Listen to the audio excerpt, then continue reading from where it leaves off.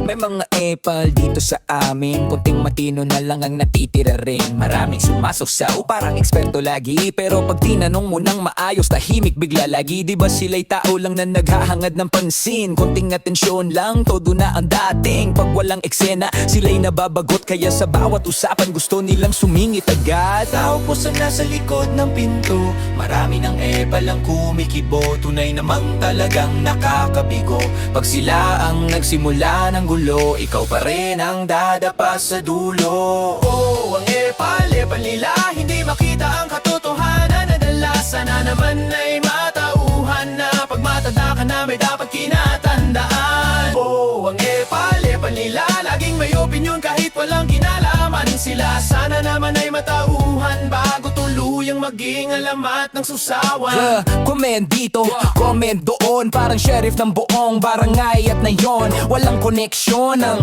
sinasabi, pero porsigido pa ring makisali. Pag sila naka-offense, sasabihing biro lang. Pero pag sinagot mo, galit na galit naman. Biglang victim, biglang kawawa. Nakalimutang sila ang unang namamangka. Kulang ba sa hobby, kulang ba sa gawain? Bakit buhay ng iba ang gustong ayusin? Kung sariling bakuran muna ang linisin, baka mas gumanda pa ang kanilang paligid. Bakit hindi nila pag-aabalahan ang kanilang buhay para sila umayos at mabuhay? Imbes na sa bawat post ay may reklamo, subukan kayang maging masaya ng totoo. Oh, ang epal nila, hindi makita ang katotohanan. Nadalasan na naman ay matauhan na. Pag matanda ka na may dapat kinatandaan. Oh, ang epal nila, laging sumasawsaw kahit hindi kasama. Kung may demokrasya man sa bayan, hindi ibig sabihin lahat ay dapat sausawan.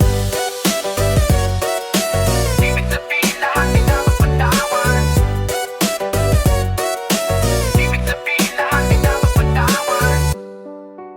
Atensyon po sa mga epal, kung hindi kayo kasama sa usapan, baka pwedeng manood na lang muna. Maraming salamat po.